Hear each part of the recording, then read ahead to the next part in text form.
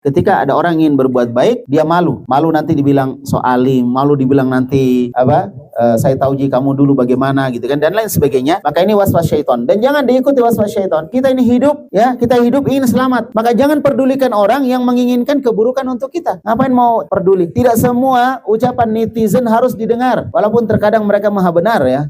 Tapi tidak semua harus didengar. Kalau dia ucapannya bagus, komentarnya bagus, masya Allah, komentar membangun walaupun mengeritik tapi membangun, oke, welcome ya, ahlan wa sahlan, selamat datang nasihat. Tetapi kalau misalnya dia menjauhkan kita dari Allah atau membuat kita lemah untuk ibadah, membuat kita tidak semangat untuk belajar, untuk apa didengarkan seperti itu? Karena syaitan itu ada dua, ada syaitan dari kalangan jin dan ada syaitan dari kalangan manusia. Semuanya berusaha untuk menghancurkan kita, mengarahkan kita kepada keburukan. Pokoknya ayo kita urus diri kita masing-masing ya, perbaiki, tingkatkan keimanan. Dan Nabi mengatakan bahwasanya ketakwaan adalah modal kita, atau disebutkan oleh Allah Subhanahu wa taala, fatazawwadu fa inna khairaz zadi taqwa. Berbekallah kalian dan bekal terbaik adalah takwa. Nah, itu takwa bekal terbaik. Nah, ini bekal terbaik kita tinggalkan cuma gara-gara komentar yang tidak benar. Ya, komentar yang tidak benar. Makanya kalau misalnya kita ada media sosial, ada komentar-komentar miring, udah dihapus saja. Kalau perlu orangnya diblokir. Kalau misalnya dia membuat kacau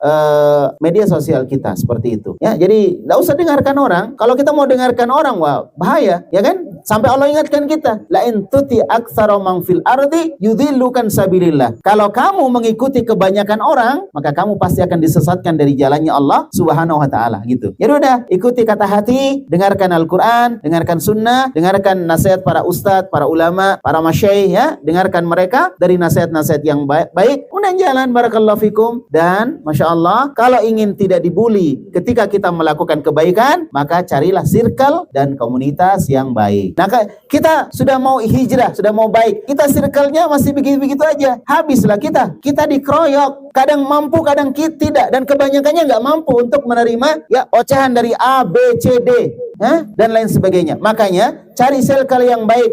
Kita punya teman-teman yang baik, teman-teman yang sama-sama ingin belajar, subhanallah, dan kita mengajak mereka untuk sama-sama belajar, seperti itu. Kita yang membangun sebuah komunitas yang baik. Kalau komunitas itu nggak ada, jangan pasrah. Wah, komunitasnya nggak ada, saya ikut aja yang jelek. Nggak seperti itu. Kita membangun komunitas yang baik, ya, dan itu bisa, insya Allah. Sekarang serba gampang, ya kan? Orang mau jualan aja, berada di dalam lorong, jualannya bisa laku seluruh Indonesia. Media sosial ada sekarang. Apalagi sekedar untuk kita mempertahankan hidayah yang Allah berikan kepada kita. Maka, Rabbana la tuzigh qulubana ba'da idh hadaitana wa hab lana min ladunka rahmah innaka antal wahhab. Ya Allah, jangan engkau sesatkan kami, jangan engkau sesatkan hati-hati kami setelah engkau memberikan hidayah kepada kami, dan berikanlah